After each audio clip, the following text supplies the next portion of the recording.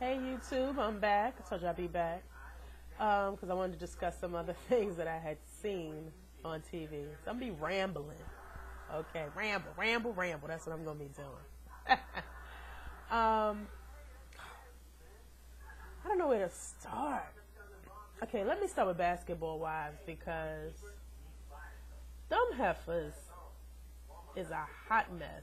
I mean, everything from Greasy Evelyn to Baritone Jennifer and her jabberjaw. Man, I've never seen a man that he's on TV. I'm looking at him and I'm like this.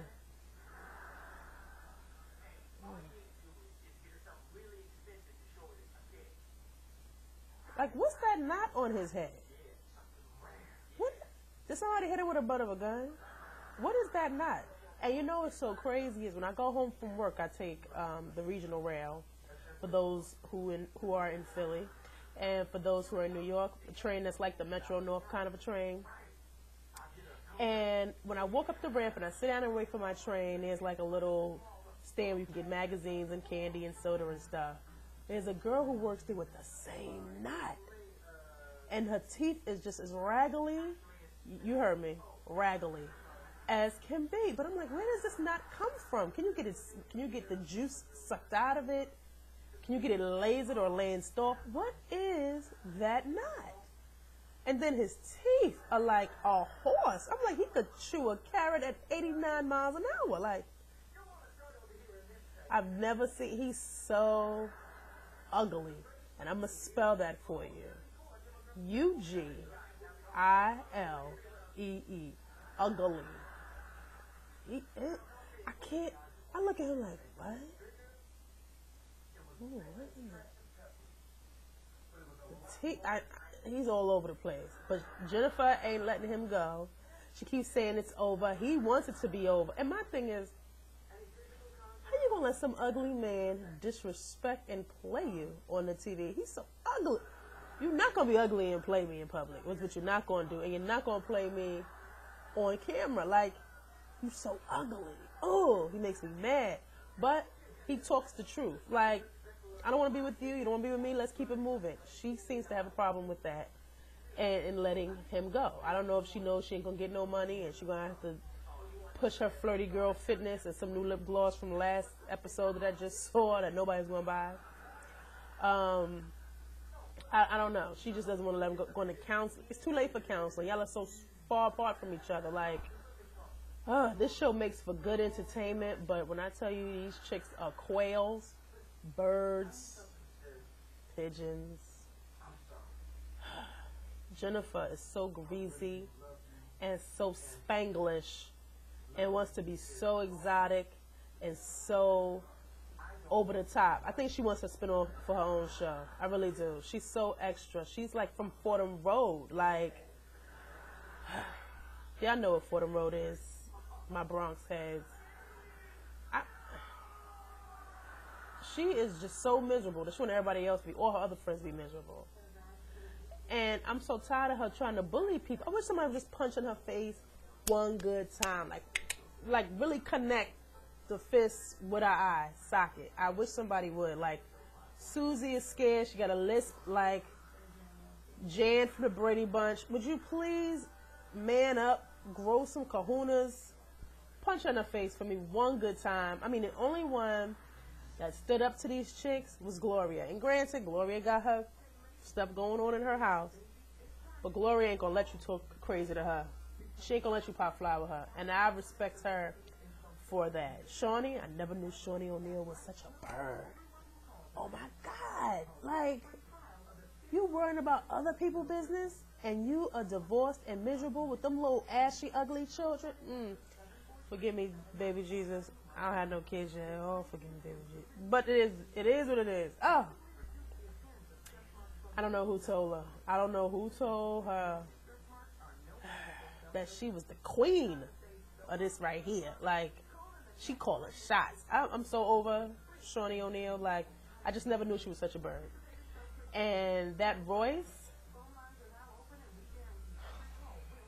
my coworker Marcus. Hey, Marcus, what's going on? Calls her a gerbil. And you know what? That's what she looked like.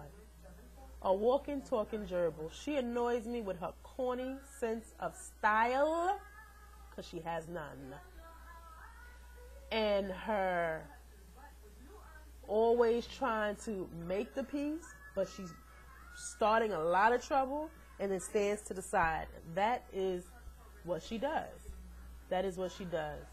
And so good for her that her little ugly friends ain't come to her little show. All she do is pop her cooter. Every time I turn around, she dancing, and all she do is pop, pop, pop, pop. Who? We seen it already. It's old. It's tired. Move on. Is that what you do with your little dance troupe? Come over it. Like, if you want to dance, dance. Popping the cooter is not a dance. And a boyfriend, I don't know where they found him at. I really don't. She knew him for 11 years. You know what? It looked like you knew him for 11 years. You're right. It looked like that was like one of your first little dusty boyfriends. And he's been dusty ever since. Honey, they are messy. Y'all like my headband? Just messy. But they brung my girl, Tammy. Now, when I first saw Tammy, I'm going, oh my gosh, she looks so familiar. When they said she was from the real world and I remembered it, I was like, oh yeah. Because she was wild and crazy in her early 20s. And ain't nothing changed but the weather. That's right. They went to that little charity event for that little half Spanish girl, whatever she was. One of these other housewives, but she's really not a housewife. It's her boyfriend, and he plays ball, and she's been with him for 4 years, and they have a child. Ray Austin, I think his name is. But she went to the little charity event and had a little too much to drink, my girl Tammy, and wild out. You know, a drunk tongue speaks a sober mind. And she was upset because, first of all, this is what I mean by Shawnee is such a bird. She had a conversation with Tammy by herself at a table for dinner. Tammy discussed with her all the stuff that she's went through, even was on food stamps, even was on public assistance. That was no place for Shawnee to go back and tell them girls. You can tell them girls, you're going to meet Tammy, she's nice, she's this, she's that, but her personal business? Shawnee should have caught it first before anybody. And you need to learn how to tell your friends, Shawnee, if I'm telling you something that can be a hint embarrassing or something that I really shouldn't have said, you got to let your friend know, don't repeat that. What does Jennifer do? Ooh, because I ain't never seen a food stamp when they all get together. What does that have to do with it? They wasn't even talking about food stamps. And she said that, ooh, because I never saw a food stamp. What? Tammy had a little too much to drink. Got to that party. Said she didn't really like Jennifer. And was up in Jennifer's face, was about to punch in her mouth. And I'm saying, yeah, Jennifer deserves to get punched in her mouth for a number of reasons. But Shawnee should have been the one to get punched in her mouth that night. Because had you not told her anything about my business or being on public assistance or food stamps, this whole thing would have never happened. But anyway, Tammy went and had some plastic surgery. And who comes knocking at her hotel door while she's recovering? Jennifer trying to make peace. You better. Because Tammy will rip your eyes out your head. She wild. I love her. I'm glad they have something else going on basketball-wise besides that tired Shawnee and Jennifer and Evelyn and that god-awful Royce. And Susie's a punk. I can't be but so bothered with her. And Gloria, like I said, she's going through her stuff, but whatever. But, yeah, that's my whole take on basketball-wise. Very entertaining, but, oh, they a mess. They a mess. Housewives of Atlanta. Honey. Sunday's episode was crazy because I've never seen Nene. And I like Nene. At first I didn't like her because I was like, you know what, she's too loud, mouthy, she's extra.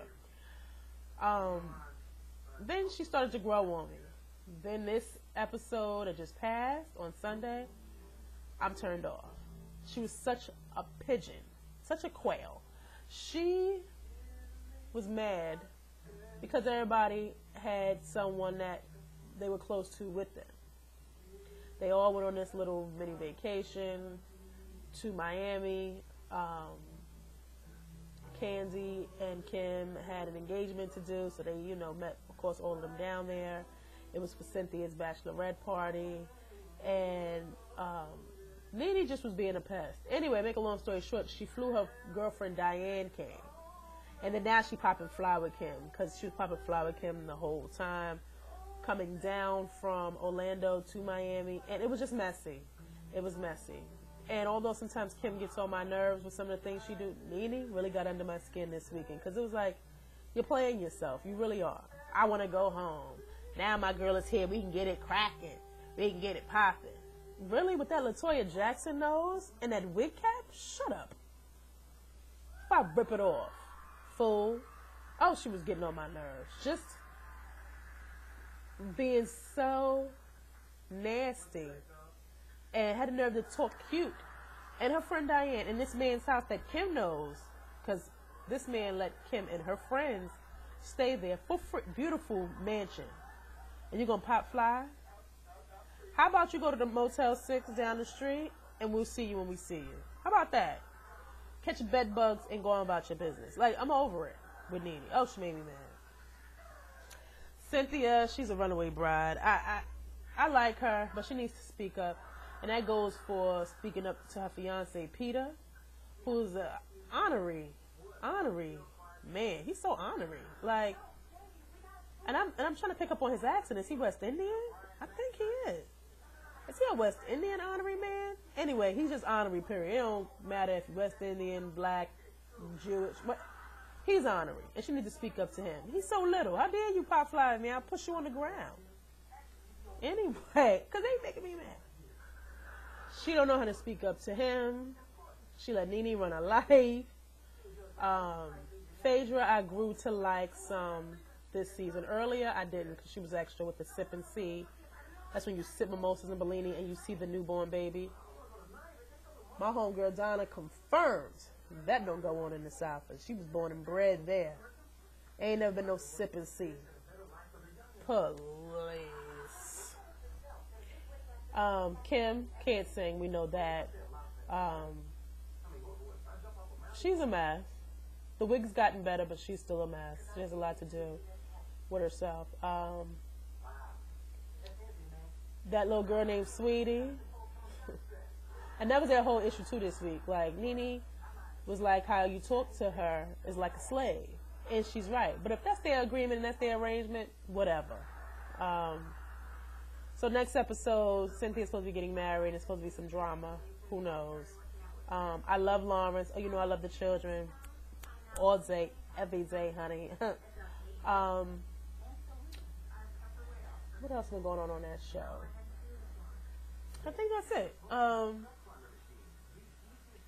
Sheree had that run-in with that fake doctor with the receding hairline. I forgot his name. That's how not important he is. Candy, she's a good artist. I hope she, really does well with her album. Just Nene, get it together. Just get your life together. How dare you? I know Lisa Hartwell-Wu is so glad she's not on this episode. She'd have been cutting bitches left and right on there. I liked Lisa. But anyway, I'm going to get back with y'all. Maybe tomorrow I'll talk about some other stuff. Maybe that Chili show. Whew. She's all over the place because she don't know what she wants out of her life. And maybe I'll talk about that Ray J and Brandy show as well, because Miss Sonia is over the top with a capital P. Okay? Take care, YouTube. And remember, I'm the girl that's going to tell you what you don't want to hear or what you're afraid to say. It is what it is. I'm grown. I'm 36. I do what I want to do. All right? I'll see to y'all later. Bye.